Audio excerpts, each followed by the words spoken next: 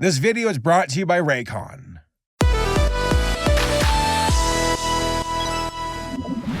For as long as I can remember, I've been a fan of obscure animation. You know, the stuff that wasn't made by Disney or DreamWorks or Pixar. For example, how many of you know about Super Ted? Probably like 7 of you.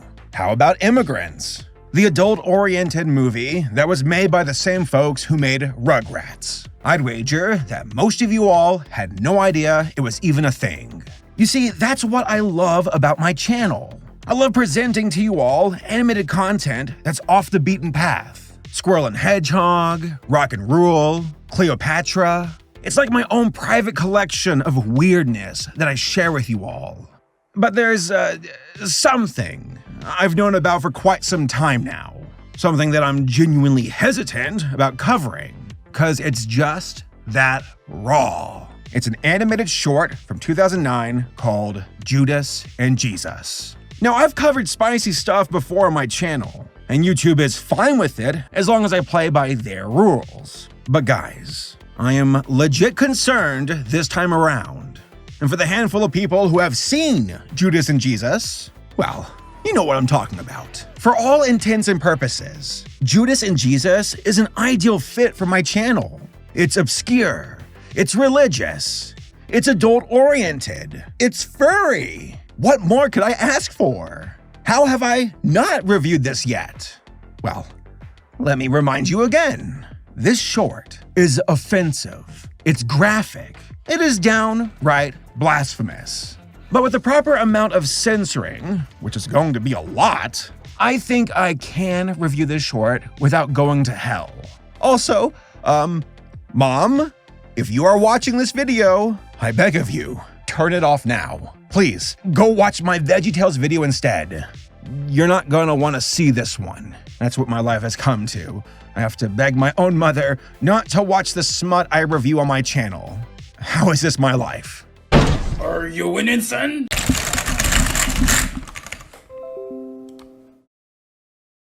So, who's behind the movie? Well, that would be Olaf Entei, the Pokemon.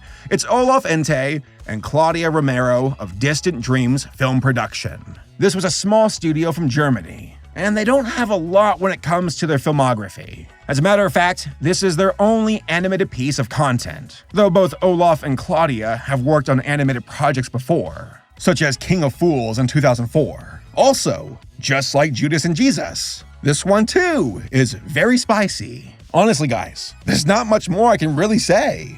This was a small team with a small studio who only worked on a handful of projects, and they haven't been active on the animation front since Judas and Jesus in 2009. That really goes to show how much of an experiment this short was. Now, the short would go on to be shown at the Annecy Film Festival in 2009 and the Berlin Fantasy Film Fest in 2011. But that's it. Though I have to say, realizing that this short is of German origin kind of explains why it has such spicy humor. I know that Europeans are much more open about dunking on Christianity than Americans, and they have no problem deploying their unique brand of humor. Americans are like, oh, that's too sexual. Replace the boobs with guns instead. And if you need any more proof that this short bothered people, then go check out the reviews on Google Play. I love them, they're great. Moronic at best, just shows how low we have become. This movie is trash. It's set up to make satanic serial killers. How is this real? And this one's my personal favorite. Google, remove this from the Play Store. Woo. Guys, we're in for a wild ride. All right, so what's the story about? Well, we start off with this Looney Tunes-inspired title card, which is then followed by the sacred birth of Jesus Christ. As you can see, the persona of Jesus is a sheep, which is very appropriate since Jesus is often referred to as the Lamb of God. He's holy, he's blessed, and he knows it. Meanwhile, at the Satanic Temple down the lane, we witness the birth of Judas. And I can't show it to you, cause that's a big no-no from YouTube. Just know that Judas has a very unconventional birth. Very very unconventional. Jesus Christ! Oh God, oh man, this is a lot. Fast forward a few years, and now we're in elementary school, where we see Jesus and Judas in class. Clearly, Jesus is the goody-goody, and Judas is the troublemaker. But yo, look, a new character, Mary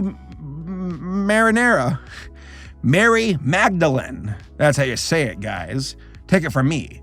I'm a professional Googler. So Mary is a sweet little girl who cares for Jesus and his hardships. And that makes Judas not happy.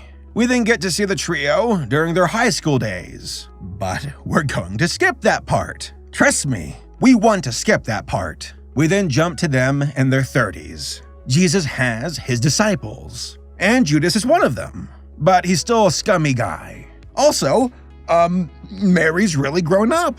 Quite a lot, as a matter of fact. So Jesus isn't too crazy about Mary and her, what was it talking about? Oh, Mary and her distracting ways. So he scorns her, and Judas is not about that. So begins the rift between the three as Mary starts to crush on Judas and runs off to do her own round of sinning at the Swingers Club. Unfortunately for Judas, you need 30 euros to get in. I wonder where he's going to get that money.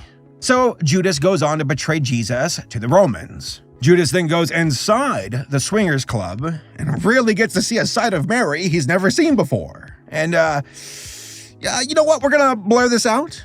We're gonna blur all this out. Oh my God, this is a lot.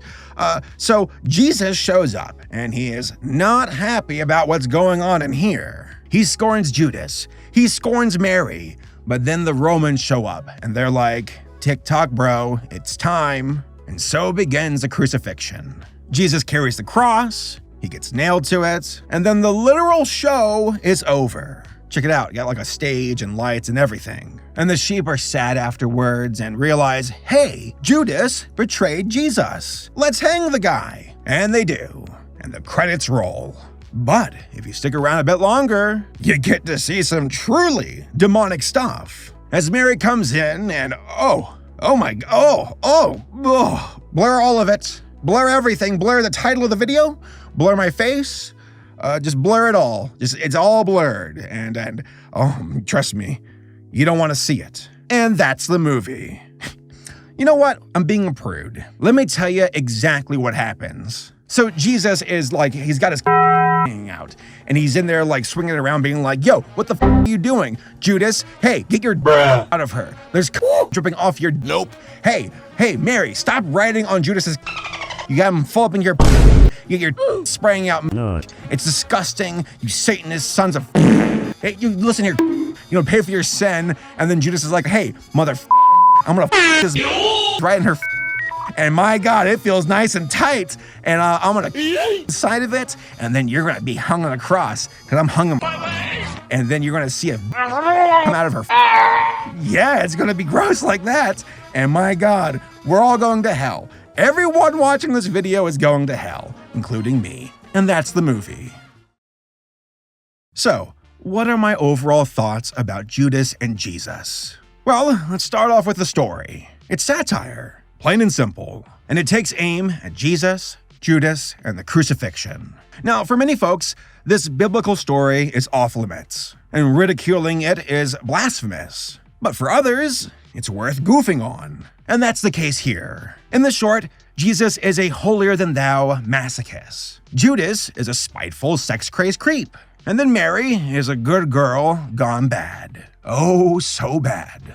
This short satirizes a very well-known story and turns it upside down in a way that's incredibly spicy. And of course, I always appreciate the use of anthro characters in storytelling, because the symbolism is strong and very effective. For example, Jesus is a white sheep, which is a very common symbol for Christianity. Judas is a black goat, which is a typical symbol for Satanism. It's like that one goat from the Vivitch. And then Mary is a red hot goat, red as the devil himself. You also have the clueless masses as sheep and the Roman soldiers as wolves. Need I say more?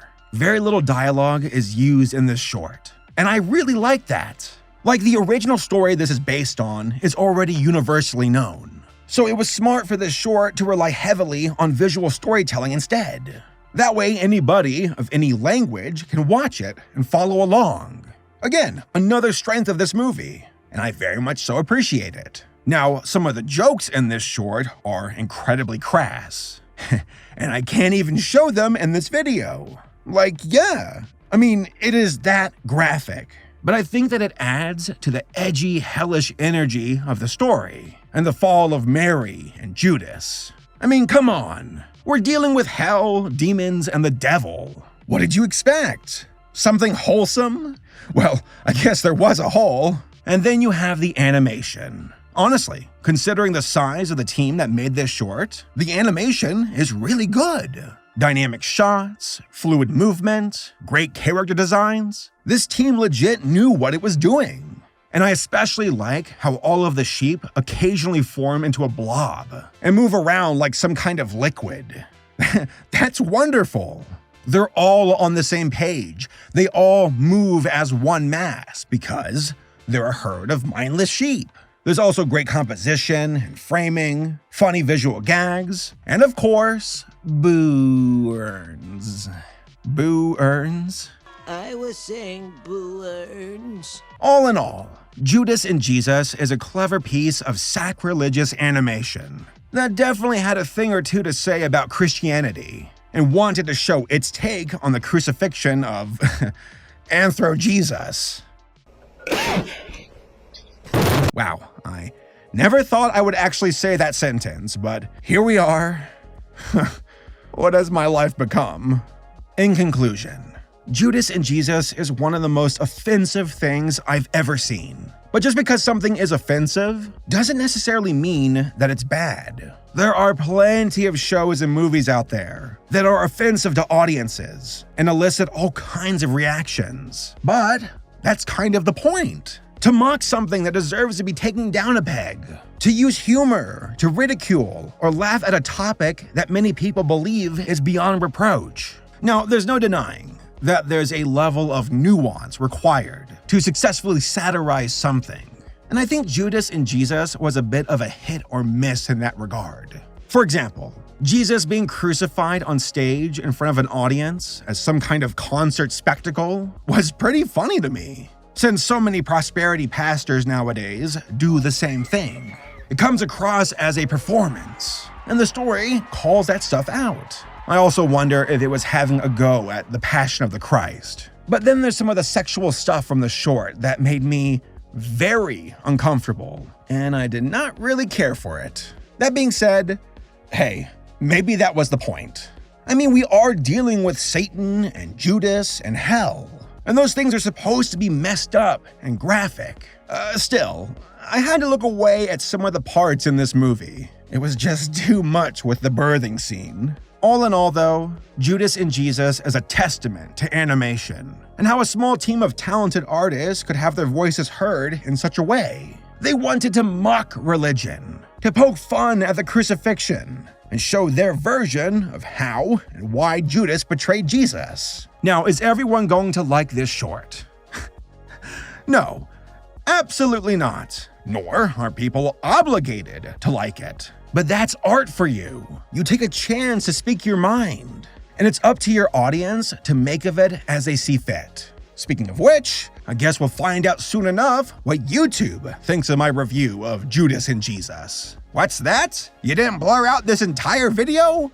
Demonetized. Oh, wait, we can see the skin on your avatar's arm? Demonetized. Oh, sweet Lord. Did you say hell in the title of your video? Oh, demonetized. I guess I won't be getting my 30 silver this time around. Watch out, Jesus. The Roman guards are about to get you. Oh no, he can't hear me because he's wearing his Raycon earbuds. I'm going to hell. So I want to give a big shout out to this video sponsor, Raycon earbuds. Raycon is disrupting the electronics industry by designing premium wireless audio for half the price and without the compromise. They're doing things differently than other brands out there. From the way they design their products to the way they price them, Raycon holds true to their customers' experience from start to finish. I mean, hell, for the longest time, I thought earbud headphones were dumb, but Raycon won me over. Guys, honestly, I use them all the time. While doing chores around the house, while walking my dog, while working out, and legit, it's nice not having to worry about a wire getting caught up in me all the time.